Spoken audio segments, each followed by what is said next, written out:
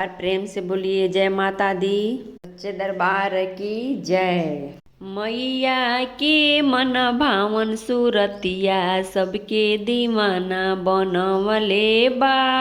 मैया के मन भावन सूरतिया सबके दीवाना बनवले बा। सबके दीवाना बनवले बा। सबके दीवाना बनवले बा। मैया के मन भावन सूरतिया सबके दीवाना बनवले बा। सोनरा बेटौआ मैया जोगे टिकवा बनवले बा। बनवले बा। सोनरा बेटौआ मैया जोगे टिकवा बनवले बा। टिकवा बनवले बा। मैया के मूरत सजवले बा। मैया के मूरत सजवले बा।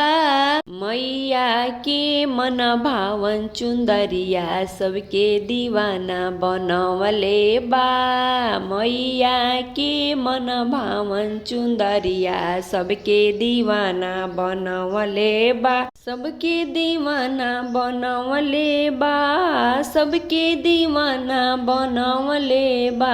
मैया के मन भावन सूरतिया सबके दीवाना बनवले बा।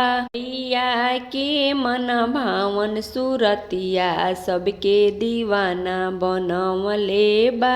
जजवा छोकड़वा मैया जोग चुंदरी रखले बा। यारे रखले बा। सुंदरी से मैया के कमर सजवले बा। सुंदरी से मैया के कमर सजवले बा। मैया के मन भावन सूरतिया सबके दीवाना बनवले बा। मैया के मन भावन सूरतिया सबके दीवाना बनवले बा। सबके दीवाना बनवले बा। सबके दीवाना बनवले बा। मैया के मन भावन सूरतिया सबके दीवाना बनवले बा। मलिया छोकड़वा मैया जोगे गजला बनवले बा। बनवले बा। गजला से मैया के केस सजवले बा। गजला से मैया के केस सजवले बा। मैया के केस सजवले बा। मैया के केस सजवले बा। मैया के मन भावन सूरतिया सबके दीवाना बनवले बा। मैया के मन भावन सूरतिया सबके दीवाना बनवले बा। ऐसरिया छोकड़वा मैया जोगे सिंदूरा रखले बा। यारे रखले बा।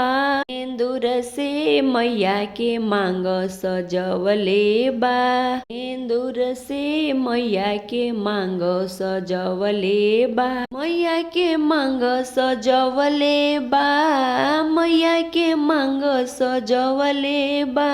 मैया के मन भावन सूरतिया सबके दीवाना बनवले बा।